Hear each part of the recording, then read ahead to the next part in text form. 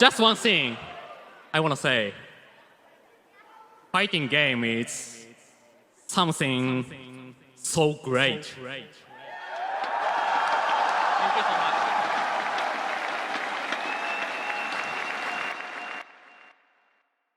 Fight on. Yeah, I've been waiting for this. Welcome back to the Bottom of the Pit podcast, where we look to the moon and swap our palettes. I am, as per usual, Mick Whoopi Goldberg, and today I have on the dynamic duo once again. We'll start with Banzai Wolfburger Oh yeah! What is up, everybody? and the Jamaican Shake. Hello, everybody. How you guys feeling today? Great. Feeling pretty good. Excited. Feeling pretty solid. That's what I'm talking about. So, EVO 2022 has just wrapped up, and it was marvelous. Overall, how would you guys rate this EVO for this year? Honestly, I'd give it a 9 or a 10, honestly. Yeah, this Evo, probably my favorite in a while. I feel like they definitely stepped it up big time. Not even really saying that that's a bad thing. It's just this one, they definitely had like a lot of heart and soul in it. Yeah, I it kind agree. of it kind of blew my expectations. Like I had like certain expectations, like oh, it's going to be boring here, it's going to be great here, but it kind of like brought the hype on like every event for me. They really did. And I was I had a bit of a tempered expectation as well. Because it's been so long since EVO, like it's been like 3 years, I think. I think this is like, if this year had no EVO, it would have been 3 years without EVO. So the fact that they came back as hard as they did shows that they really, really needed and wanted to remind us why EVO was the premier tournament. Hell yeah. That's facts. So how much of the tournament did you guys catch? I know you guys were keeping up with the fighters as well, right? Before we all got together in person. Yeah, I watched the top 8, or not even really top 8. Maybe I only call maybe like losers, or maybe maybe like top 4, like losers, semis into grand finals. I caught certain highlights of fighters and Skullgirls. I didn't see any of KOF though. Caught a little bit of KOF. I didn't catch any of Skullgirls, and I caught a little bit of fighters as well. Since Shake, you seem to watch more fighters than me or Banzai. Were you surprised at the quality of the matches, given the rough waters fighters has been on for the past like 3 patches now? I mean, I wouldn't say I was really shocked, because to me, like, fighters is always going to be fighters and always looks like fighters to me. So, like, nothing really looked out of line or out of, like, craziness. Ever since the Android 21 patch, I was more curious to see if people would just straight drop her, or if we'd still have just top 8 full Android 21s, which we might have, but I will say, I think Grand Finals, that being with Wawa Nitro, I think Nitro had an Android 21, but I don't think Wawa brought one out, if I remember correctly. No, I don't think he did. He had an adult Gohan on his team. Yeah, on one of his sets, because I think he switched up, like, his team pretty much every fight he did. Keeping them on their toes. Seeing adult Gohan fight is so cool. He's so kinetic, and when he finally got to level 7, it was really cool to see what kind of combos he was able to make with the specials and the special cancels. Yeah, I mean, if Wawa gets his Gohan to level 7, you might as well just put the stick down. True that. Okay. Oh, I'm sorry. Go ahead. Oh, no, I was just gonna say, a really solid display in that game as a whole, though. They went hard. And it's always nice to see, because I never hated fighters. It's just too stressful for me to play. Yeah, I feel the same way. It's great to watch. Great to Play watch, wise, no, not for me. Not netcode, definitely hate it. Or what? No. But now there's rollback. How do you guys feel about rollback in fighters finally? Like you said, finally. Yeah, I don't know if rollback is enough to make me like actually play the game like legitimately again. But I definitely wouldn't mind like jumping on a party match or something, or maybe doing like raids with it every That once could in a be really while. fun. That could Yeah, be that- very fun. I don't know if it's gonna be in my fighting game rotation because of that though. That's a fair point. But maybe, if someone just throws out the idea randomly and we're all free, it's definitely something I could see us doing. Right. So it seems like now that Fighters has rollback, almost every relevant game now has rollback netcode. And this might be the final extinction of delay-based netcode now that Fighters of all games has rollback. Honestly. Yeah, I think the message is kind of now solidified that don't even think about dropping a fighting game if it doesn't have good netcode. Yeah. Like I that's agree. your game's ass. Like it's over on Got it. site if you drop that with bad netcode. Rollback or nothing. Pretty much. Yeah, I think freaking Fighters and Street Fighter 5 were like the examples of what not to be. I know, and Street Fighter 5 has rollback, it's just bad rollback. Bad, yeah. You cannot have bad rollback. And even Multiverses has rollback netcode. For real. There was another big announcement as far as rollback goes at EVO, and that was finally Persona 4 Arena. That rollback that they promised in, what was it, February or something like that? February, March. Yeah. Is finally coming to Persona 4. What are you guys' thoughts and opinions on that? It looks crisp. It looks clean. Like, I don't think anybody ever got tired of the game. So having like updated rollback netcode is probably just going to give the resurgence. Probably better than like the resurgence that they tried to do with Blaze Blue. Honestly. For me, I mean, I have full faith in Arxis. I've personally just been waiting for rollback to come back or to be implemented so I could actually really commit to that game. So I'm really excited about it, and I know Arxis is gonna bring it because they've yet to have a bad rollback netcode yet. So I'm actually curious, does Grand Blue have rollback? I don't think nope. so. Damn, that is a delay base still? Wow, they really That's the meme of Evo this year is that Grand Blue announced and like a online tournament, a huge online tournament, and didn't announce any rollback netcode. You can't do that at this day and age. If you're gonna have an online tournament, you have to have good netcode and delay based. Like, we're far past delay right now. We're far past it. Easy retroactively adding rollback, but if you want to have online tournaments, you got to do that. No, definitely, I agree. You just in general, you can't have bad netcode.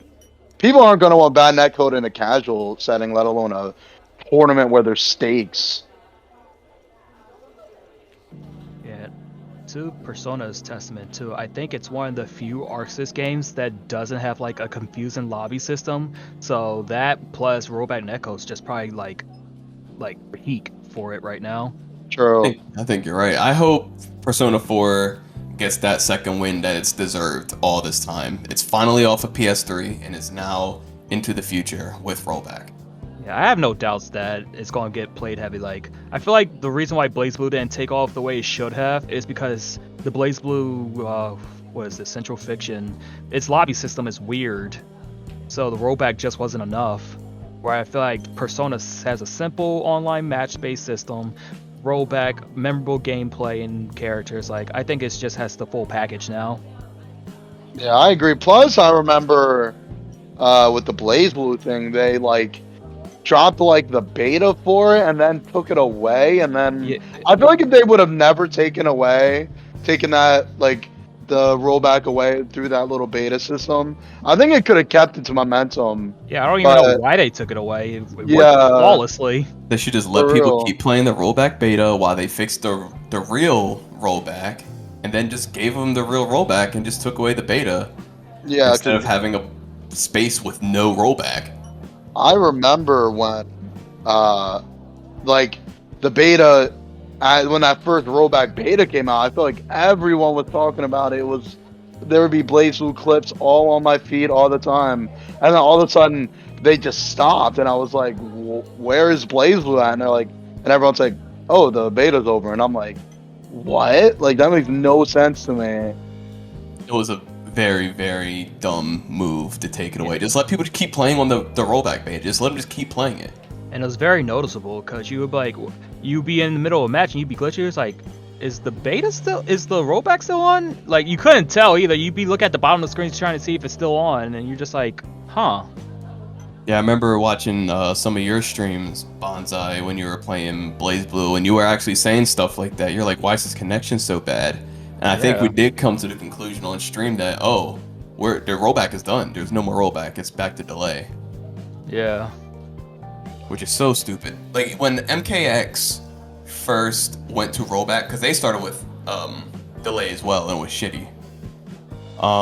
But when they switched to rollback, what they had was a rollback beta that was going alongside the regular game that you could sign up for. I feel like that's what they should have done.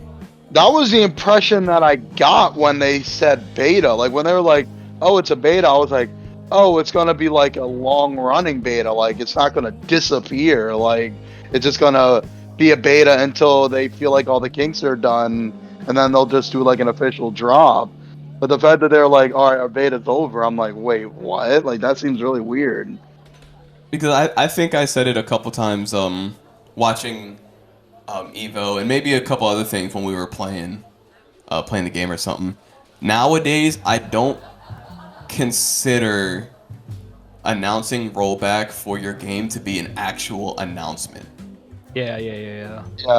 Like, I just think it should be a given at this point. I don't think when, say, Street Fighter 6, has been dropping all this stuff, and we'll touch on that stuff later. But if they were said that, you spitting. But if they were like to say, next week we have a brand new announcement and we're all getting excited and stuff, and then the announcement is rollback, I just think it's like, no, that's not an announcement. That's going into this next generation. That's a given. Yeah, I agree. I feel like after this Evo, unless it's like for older games, I don't think anybody's going to use that. Freaking this game is coming out with rollback now. I think everybody's just gonna be like, yeah, no, duh. I think you're right, and that's how it should be. We should all expect rollback nowadays, and it should be something that the developers should always have in mind going forward. We need to go. We have to have good netcode. Like, it's not an afterthought no more.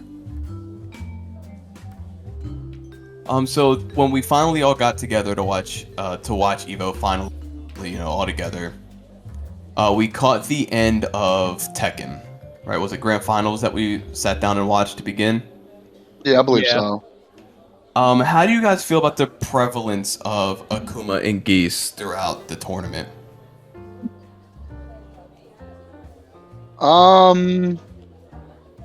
Well, I feel like it's one of those just like shoot yourself in the foot things, because I think Akuma and Geese are like very good interpretations of their character in Tekken, to like the detriment of everyone else because of that. Like they have so many options and so many different uses of their own meter that other characters just don't have, and that pretty much makes them solidly top tier. And just like any other fighting game, the top tier character is going to be used more than anyone else. So it's kind of just, oh, you wanted a great. I mean, to be fair, no one was expecting Akuma or Geese in these games period, because I definitely wasn't. But now it's like, yeah, they're great versions of those characters, and because of that, they are substantially better than most other characters. So I'm not entirely shocked to see so many of them, but I mean, that's just kind of the game you play when it comes to top tier characters. Very well said. Banzai? It's like literally the definition of they're playing a different game, and like they are literally playing their own game inside of another game, and it's just like the Tekken people are like, how do I compete? How do I compete? It's like you just don't. I mean, can't even say that though, because Fang took it, so Yeah, Nee took this whole tournament, and I think both of you guys are very correct about that. Like, the competitors who've been playing Tekken their whole lives, they know what to expect for the most part. And then, yeah, when they bring in Akuma and Geese, and there are very good interpretations of their characters from their respective games, they were kind of taken off guard because they don't have the fundamentals to deal with characters like that. So they had to kind of build new layers to the game they've been playing for like 20 years. yeah. Also sucks you got a game like Tekken, then you introduce Noctis, Akuma, and Geese who have freaking projectile moves. It's just like, Yeah. what am I supposed to do? Word. But yeah, Fang took it, and it was very exciting because it was Nee's thing, and Nee has been trying to win a Tekken 7 Evo for ages. I think he has an Evo under his belt for Tekken Tag and maybe Tekken 6 as well, but I don't want to speak on that because I don't know. But definitely Tekken Tag 2. So that's exciting. Were you guys hoping one of the more, what am I trying to say, more traditional Tekken players would win? Someone with like an actual like Tekken character, maybe a more storied player as opposed to one of the newer players? Yeah, I was rooting for him just because I like I always vote for I'm not sure if you would consider that an underdog story, but just know like this person's been putting in the grind and stuff for so long that I'm just like, oh come on, I'm behind you, you got this. It's like a movie moment, honestly. Yeah, I agree. I'm a bit biased because I am actually a Nee fan when it comes to Tekken, so I kind of wanted Nee to win anyway. But see, it is cool to have a Tekken character like run the gauntlet and win an actual Tekken tournament versus a bunch of freaking guest characters, pretty much. So it definitely was cool to see that too. It's actually just great gameplay. Like it wasn't any like no gimmicks or nothing. It was just raw being better at the game. And you always like to see that. Just the fundamentals were stronger, the knowledge and I'm not sure how much experience Nee actually had against Geese. I know there's a lot of Geeses, but I don't know if he has any Geese training partners or anything. I know not a lot of Tekken Tekken old heads have taken to the 2D character, so if he's training with like his usual, entourage of training partners, he probably doesn't have a whole lot of in-house Geese experience, so he's been like dealing with them in the wild. Yeah, I have no idea like his level, because I imagine if he's playing online he might fight a lot online, but other than that I'm not sure. That's true. Tekken, did Tekken get rollback as well this Evo?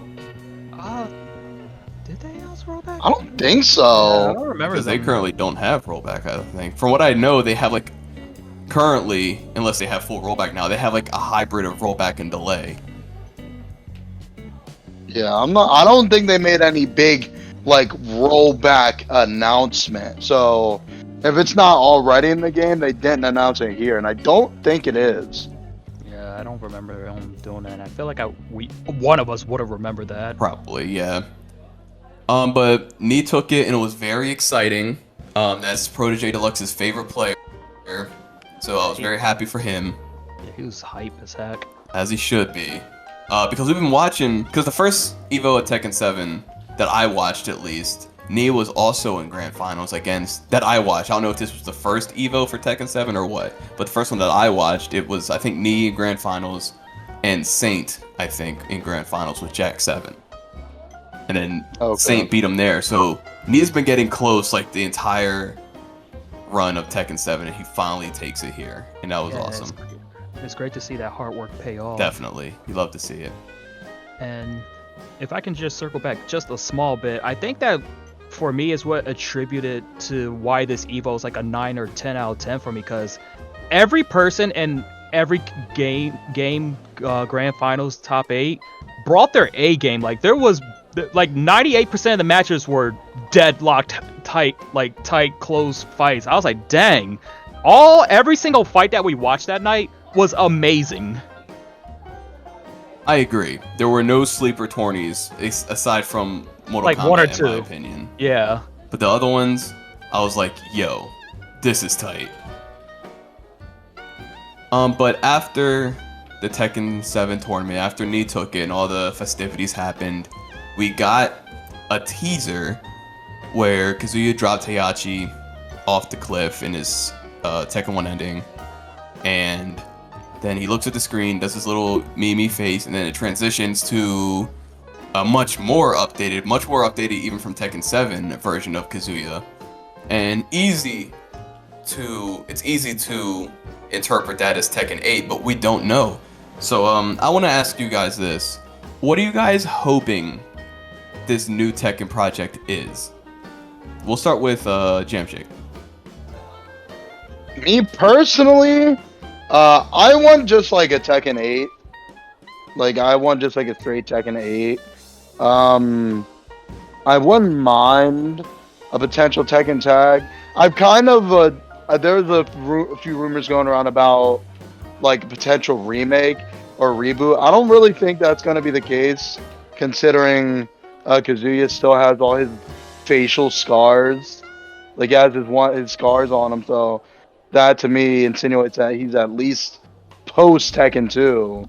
So if it is a remake, it would be like a remake of like Tekken 4 and up, or Tekken 3 and up rather. But I want Tekken 8 because I think Tekken Tag is a mess to me sometimes. It always has been too. Yeah, I think like 1v1 Tekkens are a lot more controlled and seem to make more sense in how they're played. Plus, if they're working with a brand new engine, it might be better just to get like a simple Tekken 8 with like how a normal Tekken game out before they start mess with anything crazy like how the game is played and stuff like that. So I'm hoping it's Tekken 8, and I'm hoping that we see a lot of returning characters. Yeah, I agree. I agree with especially with a lot of returning characters on base roster. Because I really hated the new characters. I hated them. I hate every single one of them. Not in the DLC, but the ones that were just like on base Tekken 7 roster when it dropped. Right, like for me, it's time for Gon to make his return. That's all I'm saying. Banzai, how do you feel? So the remake thing, I would not want that whatsoever. So I'm going to just put that out there now. Right. That sounds whack. A Tekken 1 remake? Like, why Tekken 1? Yeah, like, no, down the garbage with that one. Honestly, between Tekken 8 and Tekken Tag 3, I honestly wouldn't mind either. I would be hyped for either one of them. My thing with Tekken, if they did do Tekken Tag 3 though, I would want them to make it like Tekken Tag 2 in the sense of 4 players being able to play at the same time. Locally, online, you and your friend can go online with each other. I thought that was a great aspect, and to this day I feel like Tekken Tag 2 has one of the best co-op aspects for a fighting game I've got to experience. So I want them to bring it back like that. But if they could sneak it like this, I wouldn't mind if they just did Tekken Tag 8 and then had just Tekken 8 and had a tag mode in Tekken 8. So you have the option. Yeah, that's not a bad middle ground. Because you wouldn't have to commit to learning tag stuff, and they wouldn't have to really flesh out like a whole bunch of tag mechanics. They wouldn't have to do like tag crashes and tag assaults, or I forget what all the names were. You can just be like, yeah, you can play Tekken 8. Or you want to play with your friends, go into tag team mode, and you can it'll be just like Tekken Tag 1, where you just like call them in instead of do all these other stuff. So yeah, that's actually not bad at all. I'd say, just like in the same vein that Fighters has like the party battle mode, it didn't take away crazily from the main game itself, and it was fun to play with friends. So I could see that being an aspect. But if they were two separate games, I would not mind either one coming out, as long as it kind of held like the same like co-opness from Tekken Tag 2 that it had. My stipulations with Tekken sequels has been and always will be that I think in order to get like a really dope upgrade, they need to actually change everything, like upgrade everything from the ground up, not just like I want like Tekken's been getting away with a lot of shit for a long time of them being like generally like, I don't want to say the word lazy because that has a negative connotation, but definitely cutting corners when they can. Like, I don't think there's been new voice recording since like Tekken 6 on some of these characters. Like, we need, like, I want new voiceovers, new, like, everyone getting their own walk animations and stuff, which I feel like they've been like testing the waters with a lot of DLC characters, and like just general upgrades like that, because graphical upgrades are cool, but when it comes to a game like Tekken, they go for realism, and that only generally lasts the game generation. Like, when the whatever comes out next, Unreal Engine 6 comes out, we'll look at Tekken 8 and think it just looks okay. So, like, they really need to upgrade this game for me to really feel like there's going to be a big impact for it. I fully 1000% agree with you. Same. I think what Tekken, because of, you know, those corners they've been cutting, like you've been saying, I think what they lose a lot is personality, because the characters really do, and to quote the most famous line, they really are just kind of functions in that sense. Because they don't have real personalities in the way they do their idol stuff. They don't really have independent walking animations. No one, like, jumping isn't a big part of Tekken, but it would still be cool to get individual jump animations. Maybe cool little sidestep animations. Brand new intros and outros for one. They've had the same ones for like 15 years, I think. I feel like maybe like some characters have had the same intro since like Tekken 5. And yes, and more and different voice work. More speaking lines I kind of want. Yeah, I feel that. You know, in game, more speaking lines, more because when we look at a game like Street Fighter X Tekken, it feels like the Tekken character has way more personality in Street Fighter X Tekken than they do in Tekken itself, and it's so jarring. But when you think about it, it's going from something, it's going to something from nothing, and that's why it was so jarring hearing like Marta things that we make fun of all the time, or seeing how Kuma actually speaks to people. Right. Because you didn't have real personality until then. You got some stuff in like arcade endings and stuff, but that's so classic now. I think we're kind of past that. We need some in-game personality now. Yeah, I agree. And even on that note, freaking, there was no personality in the arcades for each character. That was a dry, bare nothing arcade for each character. And you're not lying about that. That was bad. Like, if we don't want to say they were lazy on anything else, they were lazy on that arcade for each character. Harada's coming to your crib right now, bro. Right? Ooh, he's already there. Give me an autograph. He do be appearing out of nowhere like he did at Evo.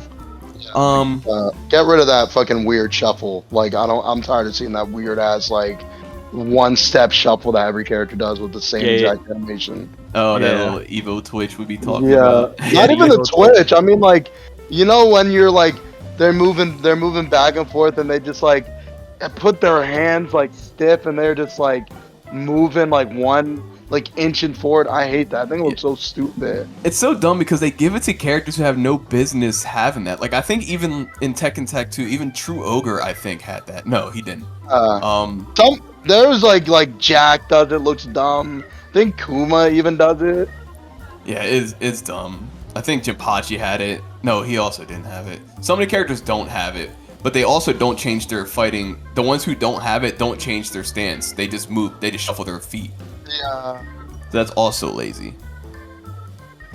So going into whatever this Tekken project is, would you guys say what they want? What you would want is more effort into like the personalization of the characters. Yeah. Yeah, I would say that. Quite frankly, I don't truly think they need that. Like they could have a similar roster as what Tekken 7 launched with, but if they did like everything I just said and launch with a roster that size, I'd be happy with it 100%. They just want something different. Yeah. And honestly, like, listen to your fans or get fans' advice on your guest characters next time around. I agree. The Noctis thing was weird. Freaking Negan? I thought Negan was actually kind of cool, but Noctis, I was just like, what the heck is this? He just didn't fit. He just didn't fit in the world at all. Negan was the first time I noticed a character that I feel like they were really starting to take very like great forward steps with. Like Negan moves way more unique than most characters in that game, Yeah, and I you're right. definitely noticed it. Yeah, even to like his his side motions with his moves, like the way he could just like skim past the move with his swipes. I was like, damn, Negan's good. Right. Even his crouching animation was different from everybody else's. Like they really went in with him. Protege has freaking nightmares because of Negan, because McWhoopi would dodge him effortlessly, and here comes that, oh my goodness. Negan was tight. He's like a good guest character because he was so out of left field that it just was super duper exciting. Yeah. So yeah, that's Tekken 8. Some people don't even think it's anything new at all. Some people just think it's like a get ready for some new Tekken 7 shit. Nah, that looked like a higher definition I agree. Kazuya model to me. Yeah, I think they know it's time. It's time. Yeah. Tekken 7's been out for a long ass time, yo. For a long time. So it is Yeah. time for a new one. Yeah.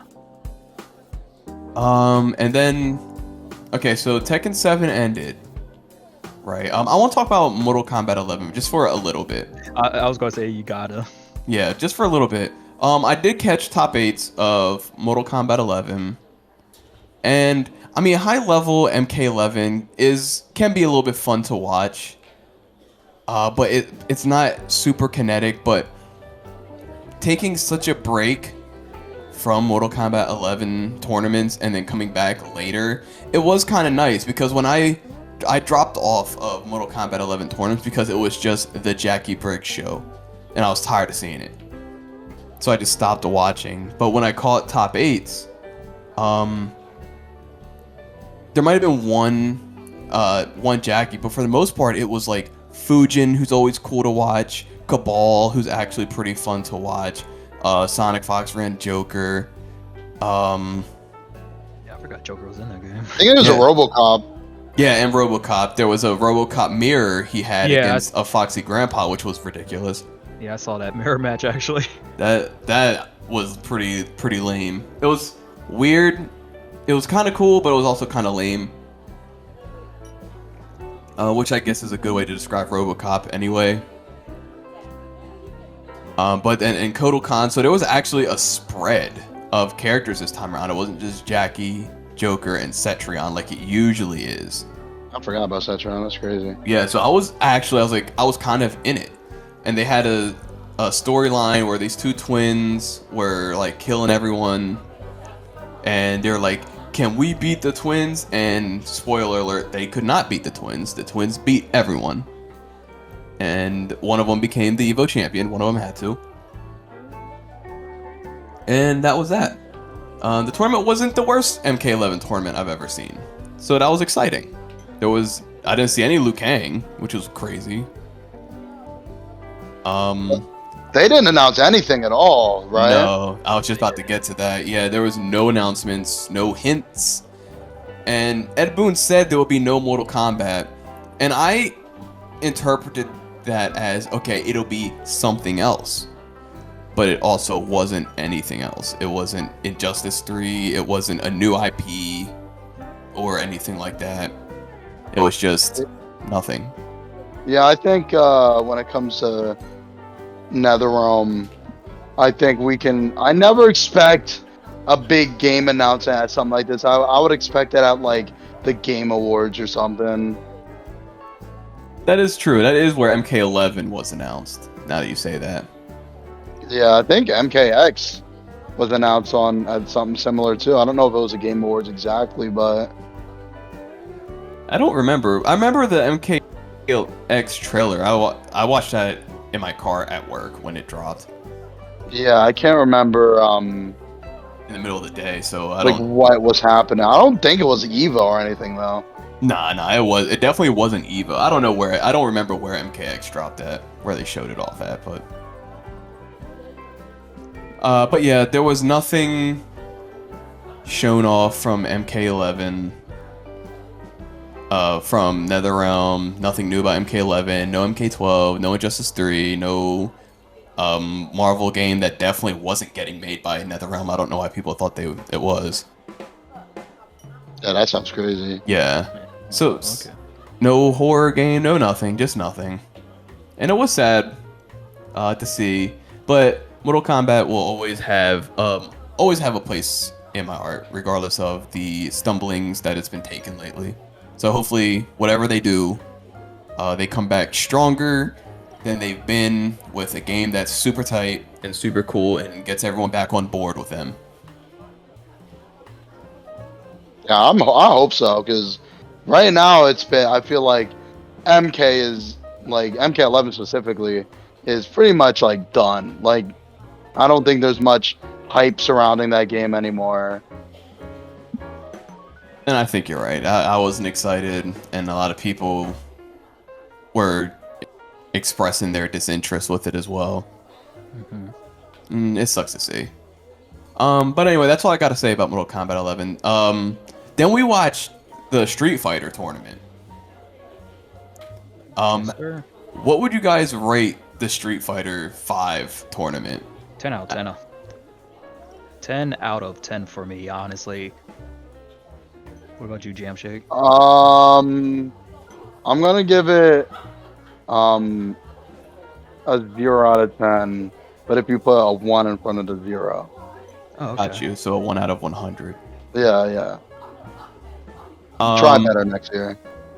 But Yeah, Banzai, you have been talking about the Street Fighter 5 tournament even after. Like, Evo's been done for about, 2 days now? yeah. And you still talking about it. You want to give your thoughts and opinions on it?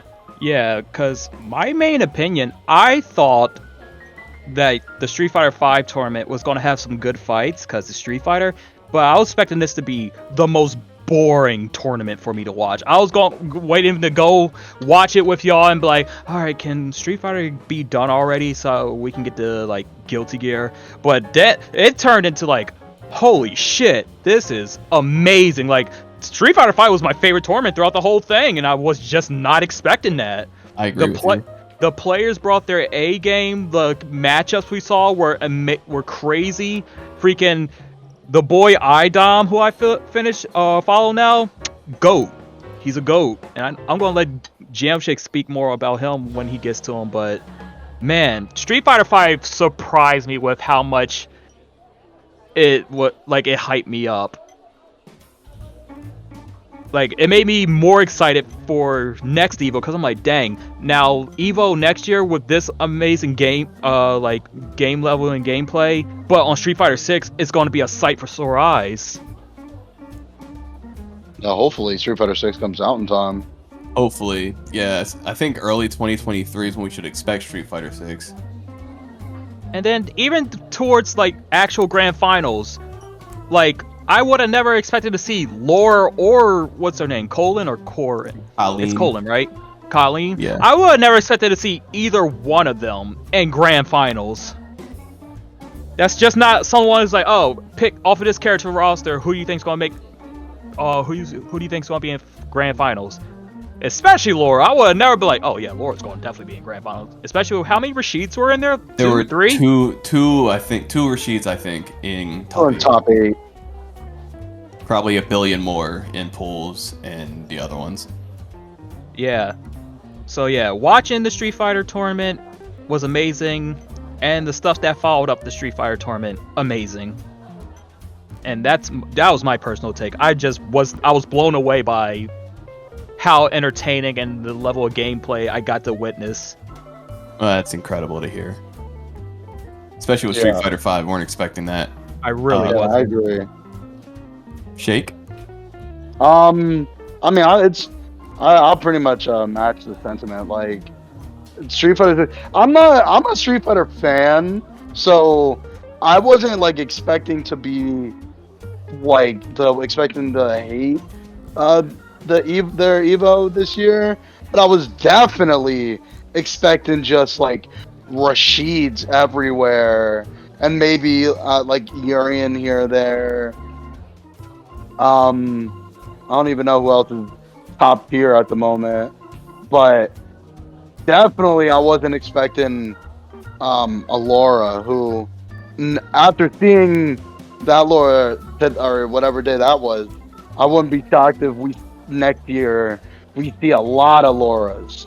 I would not expect a Laura boom, but it definitely was just great game, like just great play from pretty much everyone in top 8. Every single fight, even before grand finals, was just definitely the best players of this game, and they were freaking they were on point. Like, all their skills were at full level, fully on display. You really saw just like the best of the best in this top 8 this year, and it definitely created a lot of lasting impressions. Like Idom going all the way to grand finals from losers, not only resetting the bracket in the grand finals, but down to the freaking wire on 2-2 on the last round. Like, that alone is enough for people to remember. Like, they'll remember you for that forever. No way they're gonna forget. Especially with Laura. Like, if you did it with Rashid, sure, but like a character that people were pretty much like, oh, people are gonna have to learn a counter pick for her now, just in case. Like, to have established that alone with just you says a lot about Idom's skill. And I know Idom has a Poison who's also apparently pretty good. Poison's a pretty good character in this game, but for him to not even pull them out and just stick with Laura the whole time, it's like, damn, these guys are killing it right now. And the Colleen, I've barely seen Colleen played in general. So to see like a Colleen go all the way to grand finals with relative ease was insane to me. Like, just seeing like every player in top 8 was just like godlike, truly. And I was like, damn, this is like a tough act to follow, and it really was. Can I add on real quick, Jam Shake? No, go for it. Yeah, just a quick like thing about that Colleen. Man, when he went against that Luke and did that frame 1 like low hit counter, that shit had all of us. We was like, God damn, that was smooth. Too.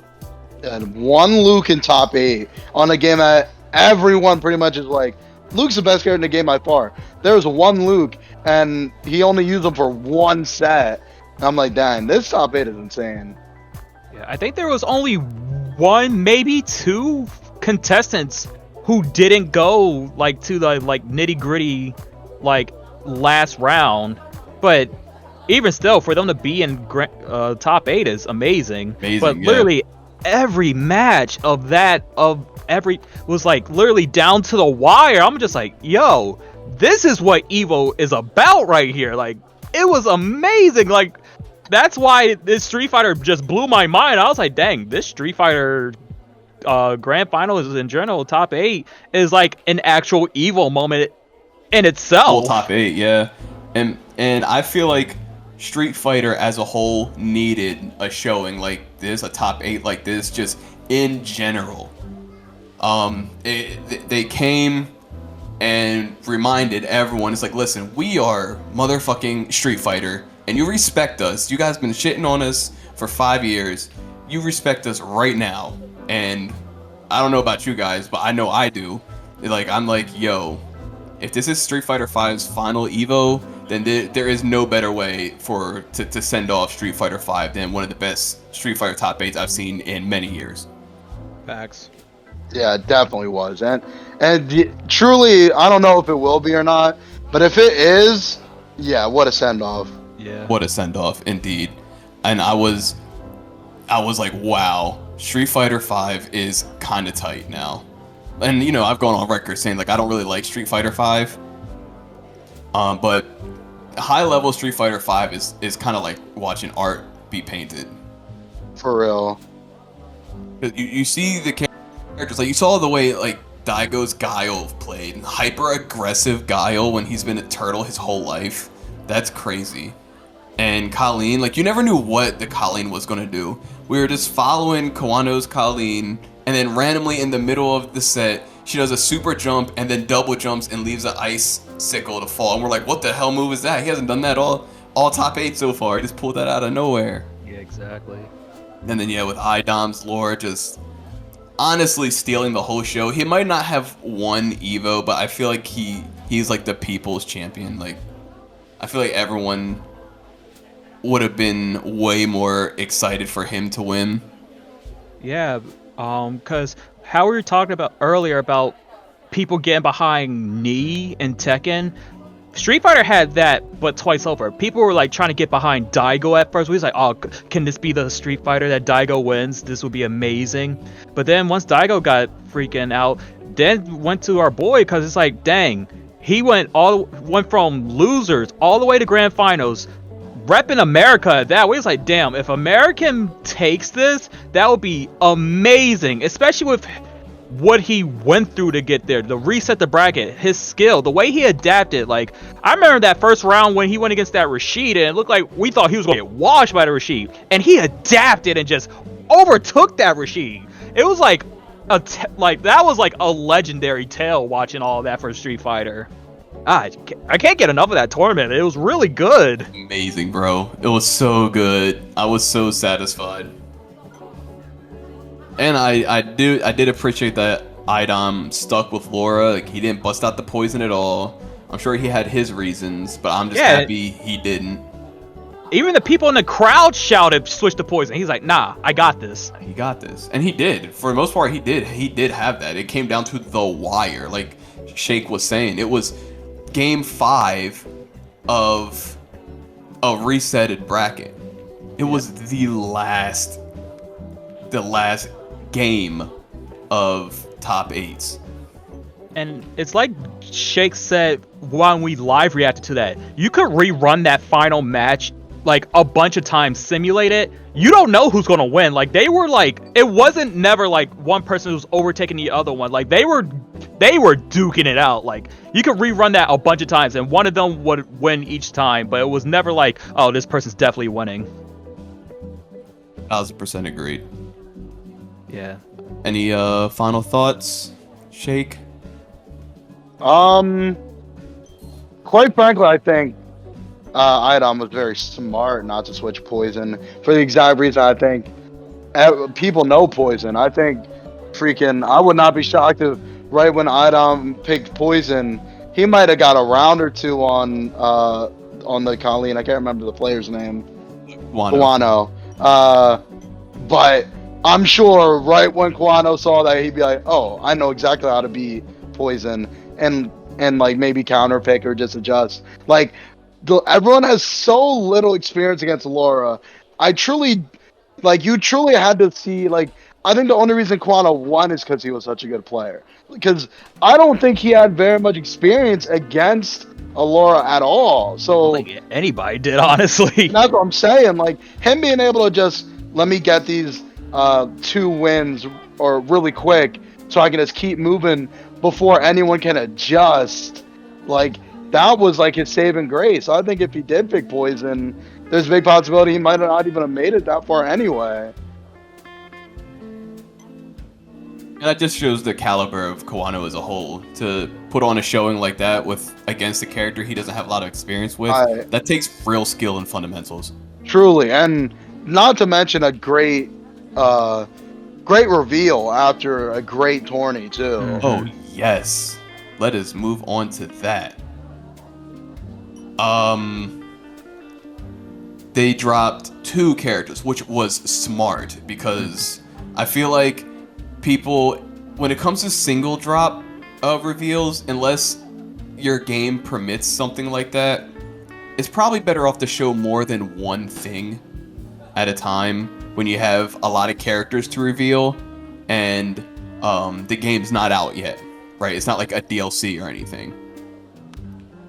So the characters they showed off were 1 returning character and 1 brand new character, one that's new to Street Fighter.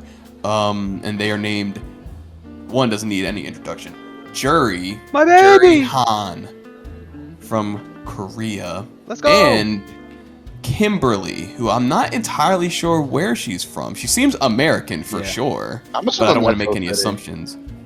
Metro City. Yeah, that's why assumptions, considering she's with Guy, and isn't that Bushin Ryu thing in Metro? Oh yeah, that's true. And with the whole all Street Fighter 6 being urban based, and Metro City seems to be a hub of things. So let's talk about Juri Han. Yes. Probably one of the most charismatic Street Fighter characters at this point I could say of all time. You have Ryu, obviously. You have Chun-Li, obviously. You have Ken. And and Nekuma. And then I think it's Juri. I think she is like, and I'm not even like a Juri fan for real, but you know, the facts are just there. I think she might be like one of the top 5 Street Fighter, most charismatic Street Fighter characters of all time. Yeah. How do you guys feel about that? No, I think you're right. Yeah, I mean, considering she hasn't freaking missed a Street Fighter release since her debut in Super Street Fighter 4, she's made it before. She made it I don't know if she was launched, but she was early DLC at the very least for Street Fighter 5. Whereas characters like freaking Sagat and Blanca weren't even in that bitch like that early. So it's like, damn. She's been in every iteration since she's come out. Even freaking Street Fighter X Tekken she was in. Yeah, that's what I'm saying. True. She hasn't missed a single outing in a Street Fighter game, period, since her debut. So I think it's like, you can't even argue that. I think at this point, if Street Fighter did drop a game and it didn't have Juri in it, it'd almost be weird. Yeah. And you're definitely right about that. I think she'll make every Street Fighter from now on. We could be at Street Fighter 10, and I feel like Juri would be in it. Yeah, I agree. At this point, Juri is in some way or aspect a character that you can't help but like, in some form. Like, I don't think there are like a Juri haters out there. I used to be a Juri hater. I'm not gonna Yeah, lie. As was I, to be honest. I still But- kind of hate Juri, but she's hot, so it's okay. yeah, but that's what I'm saying. In some form, shape, or form, there's something that you're going to like about Juri. And I agree with you, and especially with her evolution as a character. Because in Street Fighter 4, I found her very cringy. I thought she was a very... but I'm not saying she was a bad character. I didn't like her. I personally thought she was cringy. She was too edgy, I think, for the time, in my opinion, given what Street Fighter 4 was doing. And I felt like she fit much better in Street Fighter 5 when they brought her in. And she seemed to be even better in Street Fighter 6. I kind of like what they're doing with her. She's less one note than she was back then, it seems. So, Banzai, I'll start with you here. When they dropped the Juri Street Fighter 6 trailer, well, I guess it was one trailer, but Juri was in the trailer.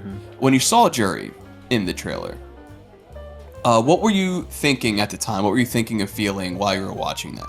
I will have to say, I think my first actual thought was, dang, I'm surprised they're showing Juri this soon before the rest of the other characters. But then immediately after that, I'm like, my jury senses took over. I'm like, well, I'm fucking hyped now. Like, she just looked. You can say this about every Street Fighter 6 character, but they look amazing from movement to the littlest detail, and you'll spot something new each time you watch the trailer. I think Jam Shake was watching it, and he was like, dang, I can see like the hair follicles on her. That's how good these models are. Even to even like she has probably like the simplest design. It's like her outfit's like very reminiscent to her Street Fighter 4 outfit, just with like her hair's a little bit different. And it's like inverted colors. Yeah. I want to ask you this: how do you feel about them going back to her Street Fighter 4 design as opposed to the motorcycle motif they gave her for 5? Because she ain't riding no motorcycle in 4. She was suddenly a biker in 5. I think for 6, she's just like a perfect mix of both of them. Because even in her trailer, she showed up in the motorcycle, so it's still part of her. But now she has like her 4 look, she got her 5 moveset, and now she has even more personality. She out here with the like her cell phone sitting on people, still sadistic, but she got like a cell phone, and it looks like her cell phone case is like looks like her bangs and stuff. I was just like, man, they're just evolving her in like the simplest ways, but it just works. It's very exciting, honestly. I wouldn't be surprised if in another game or 2, or maybe even the end of story mode of 6, if Jury is, I wouldn't be surprised if she became like a protagonist as opposed to what she does now. I kind of got that feeling that she's on a redemption arc right now. Yeah, either redemption arc or she just becomes like that rival character that you fight against a lot, but then you team up with them kind of vibes. Definitely something like at this point, Jory's just like you were saying, like staple to Street Fighter. Yeah, I'm actually not even surprised that they dropped her as early as they did, because like I said earlier, I think she's so popular, she can stand maybe not on the same pedestal as Ryu and Chun-Li, but at least sharing one with Ken, and I think Akuma's up there with Ryu and Chun-Li as well. Mm-hmm. How do you feel about Jury, Shake? This looks great. Like Banzai brought up, I was like looking at the official render that they dropped for her, and you could like on her elbow, you could like see like where skin would stretch and contract. And I'm like, holy crap, dude! Like, and that's less to say about Jury and more to say about Street Fighter 6 as a whole. But I was like, that's some crazy shit. I never thought I'd be like, I would never thought I'd see. When it comes to Jury as a character, I think she looks very good animation-wise. Like her subtle like movements on how like her kicks and stuff like have a great flow to them. Really cool I don't want to say particle effect, but really cool move effects on how she is. Like I like that they kind of gave her the Street Fighter 5 black and white aura, but also a little bit of that pink purple look from Street Fighter 4 in there as well, just to like kind of double up, and I think it looks really nice. Her design is great. I've always been a bigger fan of her Street Fighter 4 look more than her Street Fighter 5 one. I think the Street Fighter 5 one just kind of seems like a freaking like suit. Like it just seems like a Catwoman-esque suit. It doesn't have as much personality to me as the Street Fighter 4 one did. I agree. So they struck this gold one, with the S4 design. Yeah, this one looks really good to me. I think it's a great upgrade of her Street Fighter 4 suit. I think her Ultra looks really good. Another nice upgrade on her Street Fighter 4 look. She got the grippers out. I'll fuck with her. What I appreciate is now her Ultra is back to being a cool animation as opposed to a big blast. Yeah, same. Like, what were they thinking? Yeah, you even knew McWhoopi. That was like one of my big disappointments. That was the first thing you said. I was like, what the hell is this? But it's reminiscent to that 4, and Street Fighter 4 Jury Special is like one of my favorite fighting game ultras of all time. Like, it's so sick. Like, the flexibility, the sadisticness of it, how savage it is. It's a very like complete special in my opinion, and for her to have something very reminiscent of it but with a little bit of like difference is like mwah, just like I'm eating good with Street Fighter 6. I have so many characters I can use now. I'm happy to hear that. What I appreciate, probably the most right now coming for on Street Fighter 6's overall aesthetic and design. They are making it kind of very clear where these characters come from as far as nationalities go and ethnicities. Like, you could tell Ryu is Japanese, you could tell Chun-Li is Chinese, and you could tell Juri is Korean. Mm-hmm. And it's nice because they were all a little exaggerated in the older games, which is fine. You know, that's Street Fighters. I'm not hating it or anything like that, but they're taking a risk now, making these characters look their nationalities. And I have seen people who thought, I literally read they fucked up Chun-Li's face. I'm like, what do you mean? She is beautiful. She looks exactly like her ethnicity. She should look this way. Same with Ryu. Same with Juri now. Mm-hmm. Like, if you want your Asian characters to look Asian, you want your black characters to look black, your white characters to look white, plain and simple. Mm-hmm. Yeah, honestly, the only character I think that is probably not going to look their ethnicity is Akuma, because he's a horrible, ugly man. So I don't think he's going to look that. He's a demon. But yeah, that's Juri. I'm actually excited that Juri's back, which is weird because I've never really liked Juri, but I'm happy to see her here. I like her new design. I'm actually seeing some of her personality quirks in that trailer. I'm kind of excited to see where she fits in with the story. I don't quite remember what Street Fighter V story was or what her role in it was. Yeah, I don't know. I don't remember a lot of the Street Fighter V story because I only played it once and I wasn't too thrilled about it by the end. But they dropped another character in the trailer. Actually, they opened with this character. We kind of went backwards. Kimberly. Her name is Kimberly, and we think she's from Metro City. She definitely looks African American. Yes, sir. How do you guys feel about good old Kimberly from Metro City, we think? We'll start with you, Jamshake.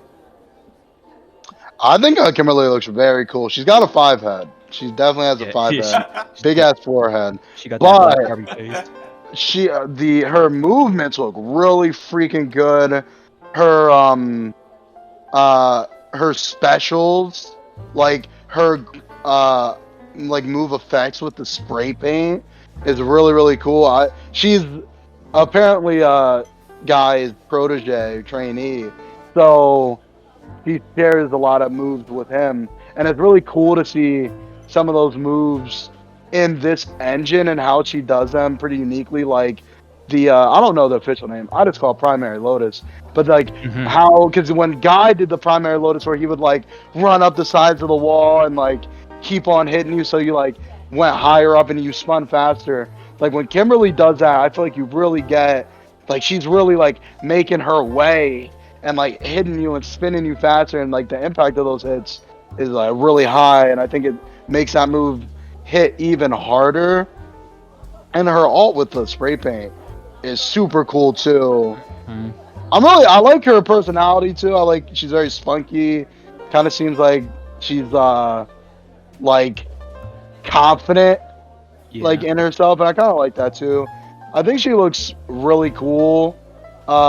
She looks like she's gonna animate amazingly, like for sure. Definitely. even down to just like her walk animations and stuff like that. Like even her outro, it looks really cool. So I think she looks really cool. I'm not interested in playing her per se, but I do really enjoy seeing her, and I probably look forward to seeing high level play with her when the game does inevitably drop.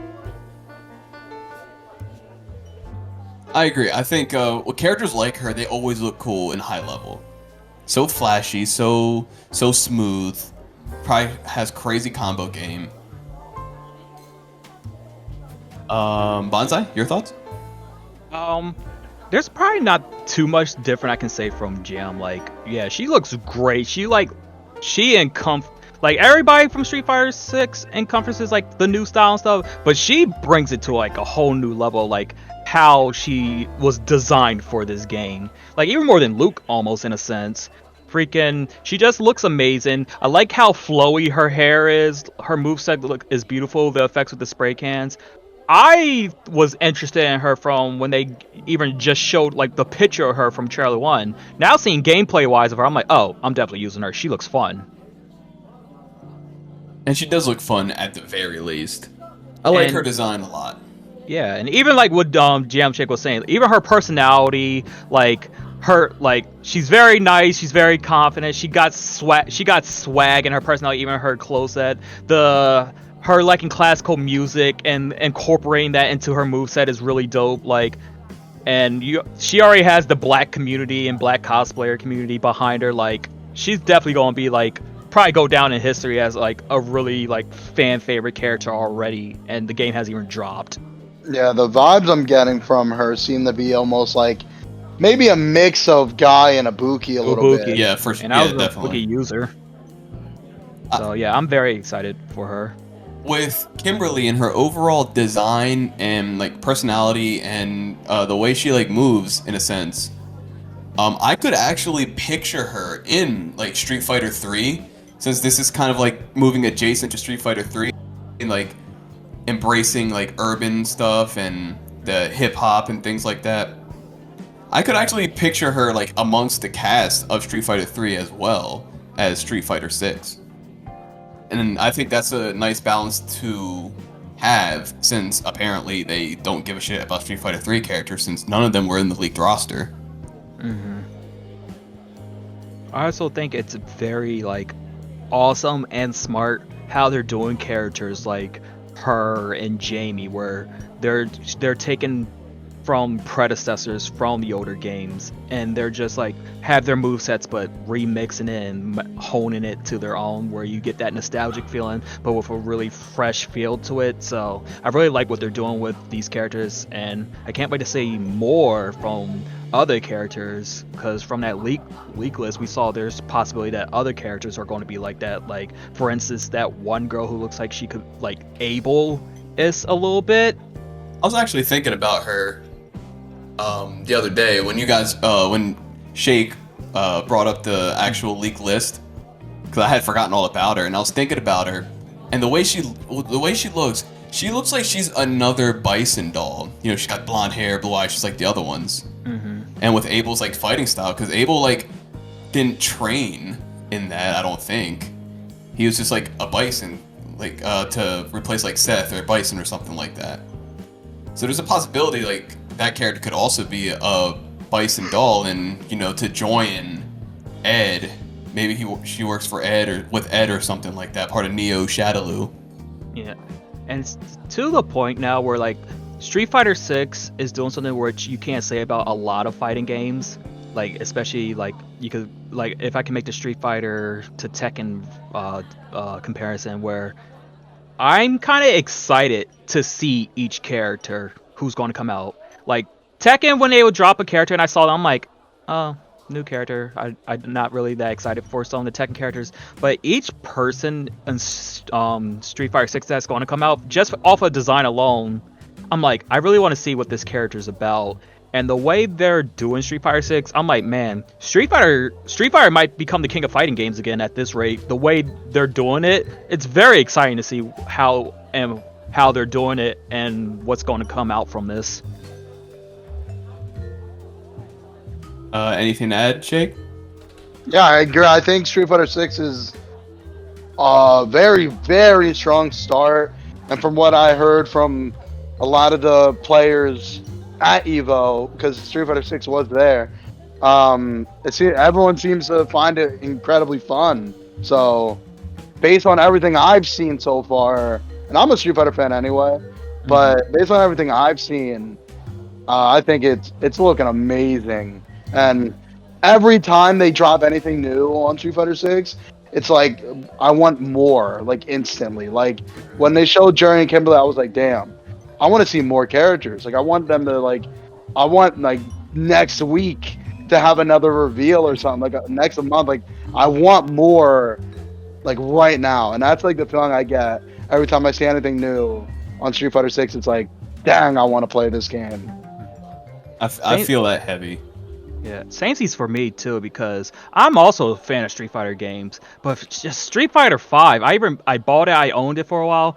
After a while, I'm like, I feel like I just can't get into Street Fighter 5. Like watching you guys or watching professionals play, it's awesome. But me personally, I just for some reason I could never tell what it was. I just felt like there was a disconnect with me and Street Fighter 5's gameplay wise. Like I could never play it and have fun with it. But all the new mechanics and the fresh new breath of air of Street Fighter 6 makes me super excited. I'm like, oh man, I'm ready for this.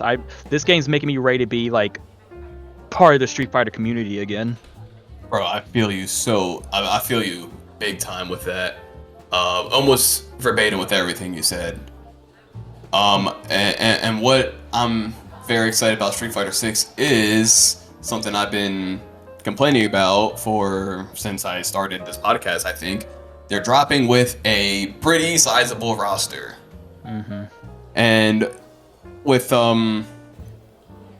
that positive of wanting to see more. Every time they show something, you just want more and more, and I totally agree with that. I'm even excited to see trailers for characters like Honda. Right? You mean God Honda? God Honda or whatever. Characters that I've never given a shit about ever in my whole life. Honda. I'm excited to see how they change up the World Warriors because Ryu plays really different. Not really different. He has his basic Ryu stuff, but he has so much extra that now I'm like, what are we gonna see with Honda? What are we gonna see with Ken? What are we gonna see with Blanca and Dalsim? What are we gonna see with these characters going forward? And even Cammy to a degree. And I really do not like Cammy. Even Cammy to a degree, I want to see what they do with her. And and then there's other characters I never thought I'd see ever again, like DJ. I didn't think I'd see him in a modern game ever again. He's coming back. And so I'm just excited, I'm excited as well. And seeing those trailers for Jury and Kimberly really did it for me. I'm like, damn, this game's going to pave the way for the next generation of fighting games. Do you guys have any final thoughts on Street Fighter 6, the Street Fighter 5 tournament, Jury, Kimberly, anything? Not much other than Street Fighter 5 won Evo for me, honestly. I'm very excited for the future of Street Fighter. And yeah, Street Fighter 5 was like the BAMF of fucking Evo. Yeah, truly just a very amazing display of I don't think anyone in that top 8 was a bad player at all. I think every single one was amazing. And I just hope that next year, whether it's Street Fighter 5 or Street Fighter 6, it's just as good. And I got a strong feeling it will be. They brought everything for this one, and they really had so much going against them here. Their reputation was not as strong as it was. I'm sure the money was a little bit tighter than it usually is. So they had a lot to prove here. Yeah, I think they brought it though. They did. And I'm not surprised that the Street Fighter 5 tournament ran long with how good all of those fights were collectively. So it ran long, and it ran into the Guilty Gear Strive tournament, the last one of the night. And so they made an adaptation where they showed their reveal trailer in the beginning of the tournament instead of at the end, which was smart because I watched the entire thing and I was up until 4 a.m. So they were very smart for dropping their announcement ahead of time for the people who are watching for the announcement, but probably couldn't stay up all the way till 4 a.m. to watch the whole thing. And Banzai, would you like to announce who they announced as their first DLC character of Season 2? Bruh, they brought the girl, Bridget, back. They brought back Bridget, and the Yo-Yo Master. I'm sure there's at least 2, maybe even 3 past podcasts that we've done where I was like, I hope Bridget come back. Bridget Yeah. back. I think every time I've asked who you want, your first answer was always Bridget. Yeah, it was always Bridget, Jacko. I got Jacko. I got Bridget. When it comes to Guilty Gear now, I'm like complete. I don't need to ask for anything else, honestly. I don't need that for anything. Jesus. But no, and it was such a like. Not only was it a great character reveal, the fact that they was like, yeah, Bridget tomorrow, and that in itself, I was like, okay. And just day one, I'm already clicking with Bridget. Like, it's been fun. I've been annoying Jam Shake with how much I talk about Bridget. Me and Mick Whoopi freaking went like 50, 60 matches in a row with me just using Bridget. Like, I'm having a great time with Bridget. How are you? I'm having an amazing time, brother. Yeah, I wouldn't have got that. But that's awesome. Not everyone Character design gets and everything. not everyone gets that luxury of having like their favorite character coming back.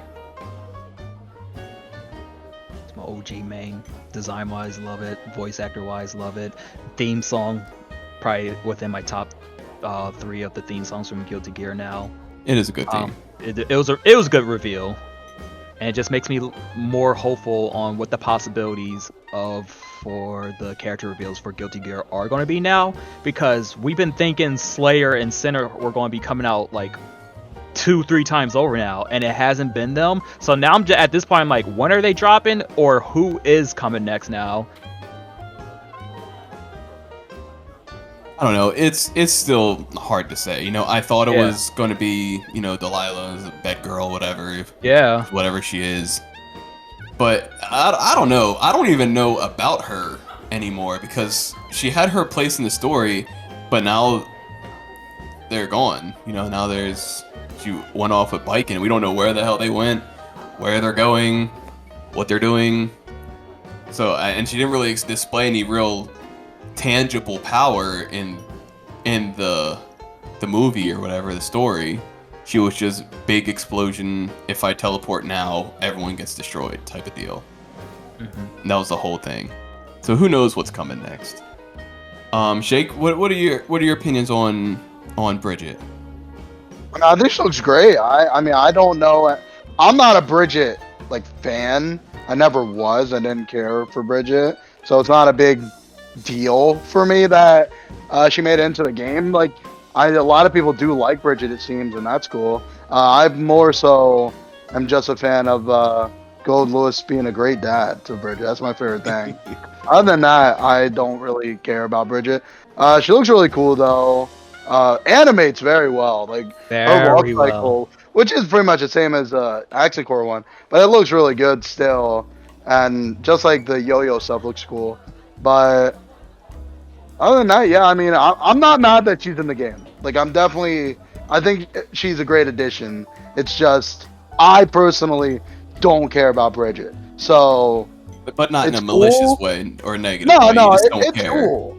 It's just not a character I'm interested in using or Yeah. care about. So, Yeah. but I like that she's here. And we all have a character like that out of this DLC.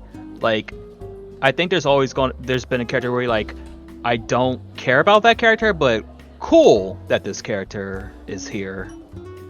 I feel like the only character that out of that list where people was like, you didn't have to be here, is probably Biken.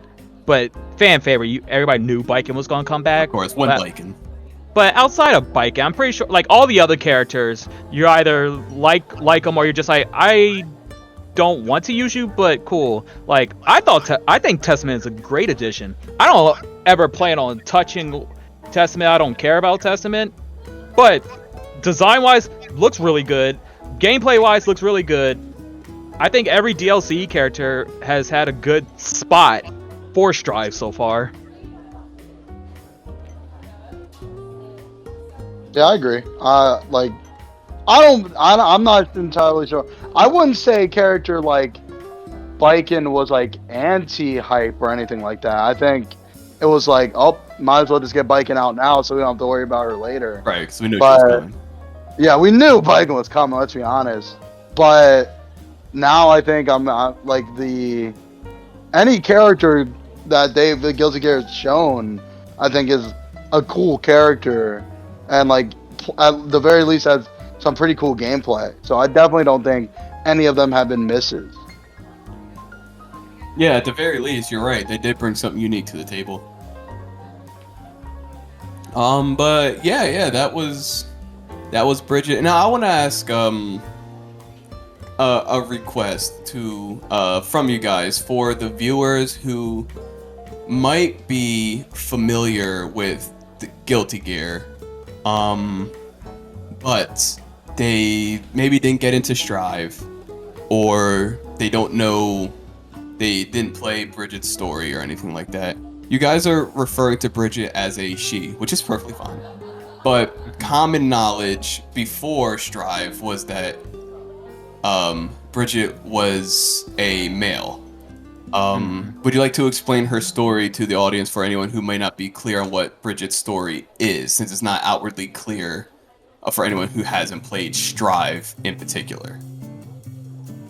So, watching over like the details, like bullet point wise, Bridget was, I believe, a twin, but Bridget looks like a girl. That's like the whole thing. And Bridget's whole goal was to like look more manly or become more manly. But now towards Strive, it just is like Bridget's like switched and now is towards like, oh, I'm transgender now, I'm she. And I'm still trying to get acclimated to this, because you can ask Jam. I asked him about this. I asked people on the internet. Like, I was very not sure what to go by because I didn't want to be disrespectful. So yeah, based on from what I've seen, it's really not a big deal, but people are gonna make it a big deal because people are annoying. Yeah. But when it comes to backstory, I don't know that much about Bridget. I know that she's a twin that pretty much was raised her whole life to be like a woman, feminine, and her original story was for her to finally be seen as a male. So she was very like extra, like I want to be extra manly so that people see that I am a male, I'm a boy. So like that was the original story, but I don't know, I feel like it was in one of those official character things. I saw it said that, you know, she pretty much proved that she's an amazing bounty hunter in lore, and people know her now, and she made money for her village or whatever she's from, but that didn't bring the happiness that she wanted. And I think it was just, from a story perspective and a character perspective, she was more comfortable being seen as a woman, and that's what she's going with now. And hey, I don't care. So that based on the story mode, her arcade mode, where she's talking to her two dads, Gold, Lewis, and Kai, seems like to me that she sees herself as a woman now, and that's where we're at now. I don't really think it's up for debate. Like, if you want to act like it doesn't exist, I mean, go ahead. But Strive is a game that is canon, and you're not gonna dodge it that far, like that much. So, might as well just fucking bite the bullet and just accept it at this point that Bridget's a girl. Very, very well explained to clear things up. Because before Strive, the funny thing was, everyone thinks Bridget's a girl, but it's really a boy. People crushed on Bridget thinking it was a girl, and things like that. pedophiles. Yeah, quite frankly, it's easier now because Bridget's always looked like a girl, so it's like, it's just a girl now. You don't even have to correct yourself. It's just easier this way. And I also like some of the like subtle little changes with her, like as far as like very cute character, very nice wholesome character, but with a little bit of a sadistic side from what me and McWhoopi were seeing today too. Like talking about like, I'm gonna beat the crap out of you for my money. Also, I'm about to kill and spread your blood. Like me and McWhoopi was like, huh. What did I do to you? But yeah, I was not expecting this, but it makes sense. What are you talking to your dad for? Yeah, it makes sense. You're a bounty hunter. freaking all her moves are named after cute stuff, but then she has like the one. I think the one move is called the Killing Machine or something like that, and it's just like, it's like a really interesting and fun contrast. And I don't know, I really like her, as I always have, but she just fits perfectly into Strive. And with like the new animations, like how like they have like a comparison video, like how everybody just like kind of sways back and forth a little bit, where Bridget's out here like swaying back and forth. She has like great movement. Her ability to maneuver around the stage is really good. So it feels like a good premiere for a season 2 character, and what we can expect the future characters to bring as like a great like cast.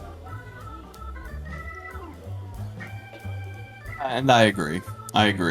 The future is bright for Guilty Gear going forward, I think. With that, Do what I was going to say to that, McWhoopie, is speaking about the Guilty Gear tournament in general. What I'm about to say is going to sound like I'm talking trash, but I'm not. Whereas the whole reason I wanted to watch Evo was for Guilty Gear, and it kind of like Street Fighter like overtook it. I was like, dang, Street Fighter was like my main thing for Evo. And then outside the Bridget trailer, Guilty Gear to me was like kind of lackluster, but not lackluster enough point where I thought it sucked. It was more like, this is Guilty Gear Strive. Guilty Gear Strive is doing what Guilty Gear Strive is doing, and there's nothing more I can add on to it outside of it's already my favorite fighting game as of currently. Guilty Gear is just doing Guilty Gear. Are you talking draft right now? I'm not. It's just like it's like at this point I know what to expect from Guilty Gear. I have nothing more less to say. It's more like, all right, that was a great reveal. That hyped me up. Here's the tournament for Guilty Gear. It's more to a testament to Street Fighter how much it blew my mind of how I thought it was going to be the most boring tournament. I was waiting for Guilty Gear that whole night to like. Now Street Fighter was like the most hype, and Guilty Gear didn't disappoint me. It's just I know what I'm expecting out of Guilty Gear. If that makes sense. That makes sense. I know what you're saying. It's not like they're going to drop a trailer for Guilty Gear Strive 2 or anything. Yeah. It's just so I know what you mean. Yeah, at this point I know what I'm getting. The only thing Guilty Gear can do is maybe surprise me and start disappointing me, but it hasn't done that yet. It just keeps making me want to play more and more. So, yeah, Guilty Gear's just being Guilty Gear Strive at this moment, and I'm here for it. Oh yeah. Any other thoughts and opinions on Guilty Gear, Bridget? Any other parts of Evo? Because Guilty Gear was the last tournament of Evo before they rolled credits. Yeah, I'm happy Happy Cows one. I really like Happy Cows. I can't remember the player's name, but they're godlike at Umusho. Godlike Happy Cows as usual. They must have broken their hands trying to doing the things that they were doing with Happy Chaos. I couldn't. Truly, I've dabbled. I really like Happy Chaos. I just have not ever, and I don't think I'll be able to commit to Happy Chaos. But even from what I've done, I'm just like, dang. I know your hands are hurting, bro. Like, god dang. You truly have to commit to them. Truly, and to see how good Happy Chaos is dope. I was happy they won. Especially, I think the runner-up was a May player. Yes, which is weird seeing a May at Evo Grand Finals. But yeah, I thought it was pretty cool. Not a lot of duplicate characters other than Zato. So pretty cool top 8. Seeing Itachi again is cool. Even some people I've never seen. Like, it was cool that a dude who was completely unsponsored made it to top 8 with a chip. Like, that's word, yeah. Like, was that Bean guy? Yeah. Yeah. Okay. Like, he's like, and he only had apparently 1 year of experience, and he made it all the way to top 8. So I was like, that's sick. That is sick. That's tight. That's really cool. So, like, I didn't watch. I think I caught like bits and pieces of fights. Like I would check in here and there just to see if anything happened. And but I was gonna watch the grand finals, but I feel like it went so fast that I wasn't able to catch it in time. So I couldn't watch the grand final, but I did see the like award ceremony and stuff like that. So it seemed like a pretty good top 8. It was a pretty good top 8. Like definitely It was a not good as top 8. mind-boggling as something like Street Fighter was, but definitely a solid top 8. Great display, great players, great matches. So definitely can't be mad. Oh, just a good ass tournament. Yeah. And then if I can bring up a different aspect of Evo real quick. I didn't watch none of these, so you guys can speak on it more than me. But I will say, I think for me personally, Street Fighter had probably the most hype DLC, and I'm a Bridget person, so I was really happy for Bridget. But I think, in my opinion, you guys can disagree or agree with me that KOF had the most stacked reveals for its games. Yeah, they did.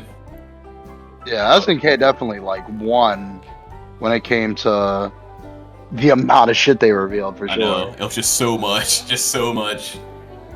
Fucking the Samurai Showdown characters coming to KOF, Haomaru, wow, I really don't, not Nakaru or something like that.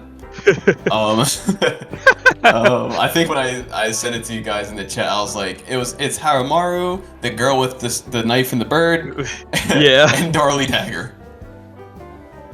And then they showed Shingo and Kim, who should have been base roster. I don't know what was going on there. Yeah, and then they had the awakened Orochi characters and stuff like that. Mm-hmm. Yeah, KOF did have the most stacked. Yeah, I definitely like the Street Fighter and the Guilty Gear reveals more, but honestly, KOF was just like, hey, we're dropping you like a Christmas smorgasbord of content soon. And they for sure did. They gave us everything. Because they have a lot. They need to hold on to their player base as tight as they can, because they're kind of hurt right now because of the matchmaking issues they have. So it's probably a good look, dropping so much, keeping people excited. Yeah, I think that was Evo without going, into like all the side tourneys and stuff like that. We'd have to do like 2 or 3 whole podcasts to cover everything that happened at Evo. Mm-hmm. But those were definitely the big highlights of the game. Like, this Evo was so heartwarming to watch this Evo with you guys. And when those, like, the credits rolled at the end, and they played the new Evo theme, which is so tight. I got a little bit emotional, I won't lie. I've really missed Evo. I didn't realize how much I did, because things have just been so wild the past couple years. We haven't had Evo in the past 2 years, and it would have been in 3rd year if it didn't happen. For real. And it was just it was reinvigorating watching it, because I just felt like it's back. Like, fighting games are back now. This next generation is looking so strong, bro. Guilty Gear Strive is just killing it. Street Fighter 6 is looking amazing right now, and who knows what's on the horizon. A new Tekken project announced. Fighting games are back stronger than ever. Yeah. And I'm just so excited. I'm looking forward to it. I feel so rejuvenated with this shit. Not only rejuvenated, but to the point, like, this Evo is so great that I was like, oh, we definitely need to go next year. Right, and we're going to see this shit in person next year. Definitely. So, like, yeah, that's why I think this Evo is like a 10 out of 10, because the reaction from the rejuvenation plus prospects of the future, I think it was just mind-blowing. I think that's the best way you can just describe it. It was a mind-blowing Evo. Yeah, no doubt, bro. Straight up. But yeah, I was very happy with the way this Evo turned out. And I think as of this podcast, we're running a little bit long, so I could say a billion more things about stuff, but I don't really have the time for that. And so, I just want to wrap it up. Ask you guys, do you have any closing thoughts about Evo or the games or the reveals? Just good job, good work, and thank you to all the players and staff and everybody behind the scenes of Evo this year. Like, y'all really made this event memorable and amazing. Like, Thanks, Pokemon. thanks, Pokey. Yeah, thanks, Pokemon. True, I was skeptical about her at first, but she's got my respect. Not that she gives a shit about it. She might. I mirror everything Banzai said. Every staff member and everyone who made it happen, freaking big round of applause to themselves. Every player, this was a hungry Evo. These people were hungry this year, and it showed. Very. Just amazing games just across the entire board. I can only hope that next year's on the same level, if not better. So definitely excited for the future. Very. Very excited for the future and excited for next Evo. Excited for what's coming all the way leading up to that. See what kind of stuff we're going to get with Street Fighter 6. What's coming with Guilty Gear. What's coming with Tekken. Fuck it, even what we know is coming with KOF. They kind of laid everything out for us. And everything, all that stuff. It's exciting. It's so exciting. I'm so hyped. That's all I've got. If you guys are tapped as well. Yeah, I think that's all I got. I am tapped out. All right. So to wrap this up, I want to thank you guys for coming on to talk about Evo. Yeah, man, it was so fun, and this podcast was fun. Yeah, very much so. It was hype just reliving all of that. It was, yeah. Just remembering it. So I would like to thank the Jamaican Shake No problem. I'm here. and Banzai Wolf Burger. It's my pleasure. I'm gonna go play more Bridget now. Gonna go play more Bridget now. And I have been Mick Whoopi Goldberg. And this has been the Bottom of the Pit podcast, where we look to the moon and swap our palettes. And we will see you on the next one. The answer lies in the heart of battle. Yeah.